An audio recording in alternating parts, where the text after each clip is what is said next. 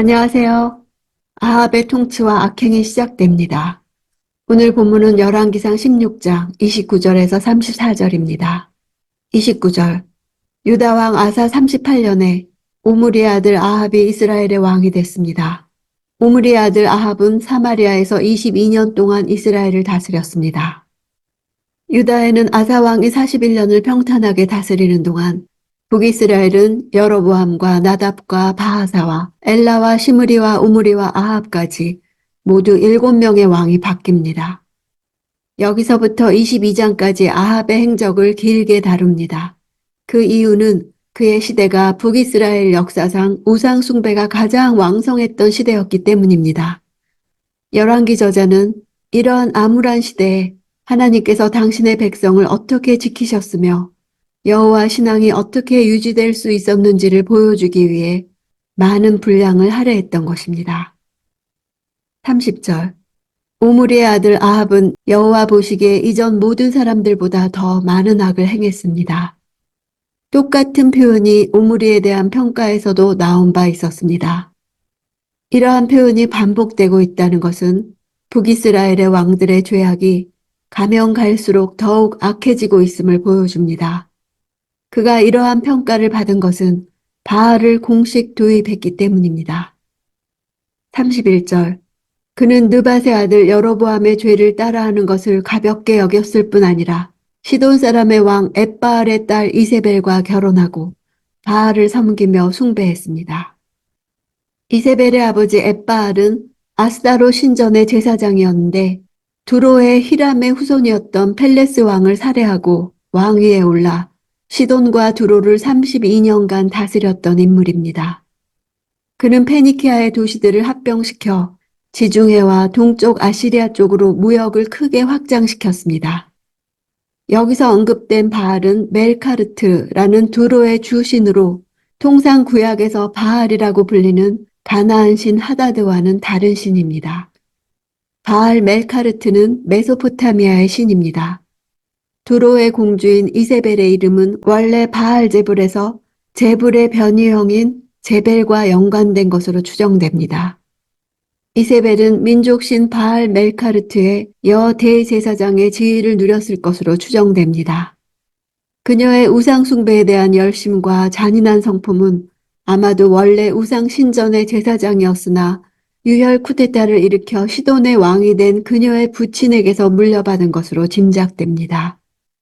아합이 시돈 왕의 딸 이세벨과 결혼한 것은 지극히 정략적인 것이었습니다. 당시 이스라엘을 위협하던 아람의 침략에 대처하기 위해서는 북방 시돈과의 동맹이 필수적이었던 것입니다. 한때 여호와의 성전 건축을 도왔던 이스라엘의 우방 두로와 시돈은 아합 시대 이후 이스라엘의 우상 숭배를 퍼뜨린 배후로 여겨져 선지자들의 강력한 비난과 심판의 예언을 받는 대상이 됩니다. 32절 그는 자기가 사마리아에 지은 바알 신전에서 바알을 위해 제단을 쌓았습니다. 신전이란 단어는 여호와 하나님의 전을 가리킬 때도 사용된 단어입니다. 그런 점에서 이 장면은 솔로몬이 예루살렘에 하나님을 위한 전을 건축하고 그 안에 제단을 쌓았던 장면을 그대로 연상시키고 있습니다.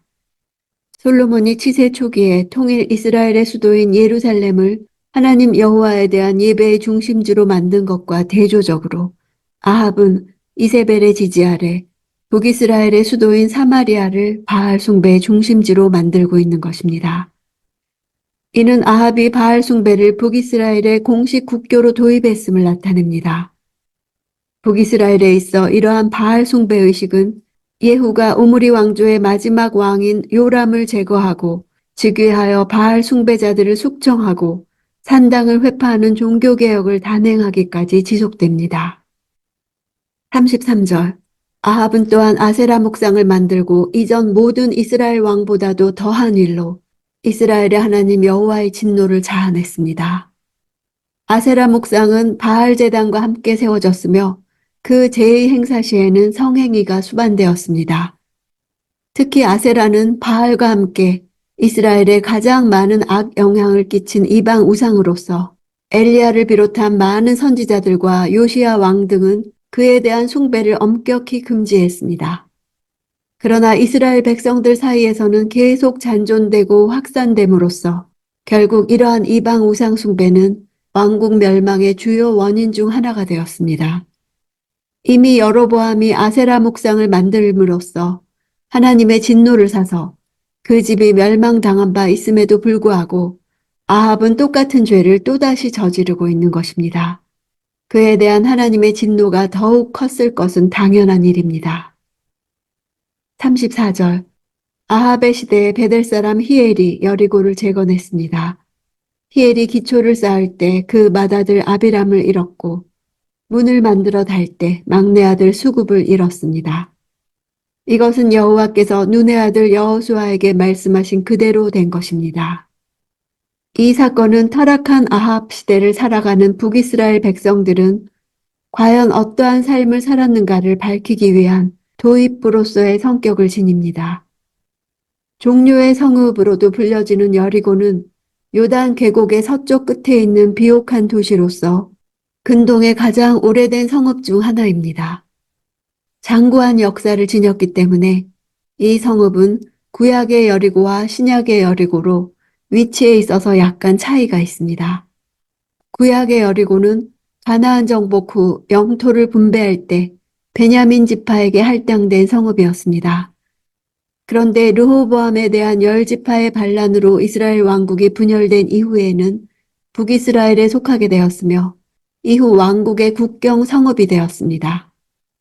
아합은 여리고가 여호수아의 군대에 의해 파괴된 이래 오랜 기간 폐허로 방치되어 왔기 때문에 이를 재건함으로써 요단강을 가로지르는 길목을 장악하려 했던 것 같습니다.